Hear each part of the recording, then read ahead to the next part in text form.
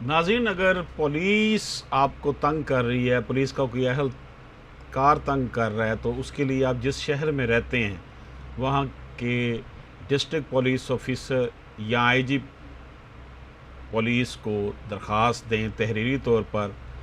और इनका एक जो है वो बना हुआ है, कंप्लेंट सेल भी बना हुआ है, उसकी वेबसाइट भी बनी हुई है। आप पुलिस अपने जिस सूबे में भी हैं, पंजाब में तो पंजाब पुलिस लिखें, सिंध में तो सिंध पुलिस लिखें, तो वहाँ पर आपका वो आ जाएगा, पोर्टल आ जाएगा, वहाँ पर आप एप्लीकेशन लिख कर दे सकते हैं।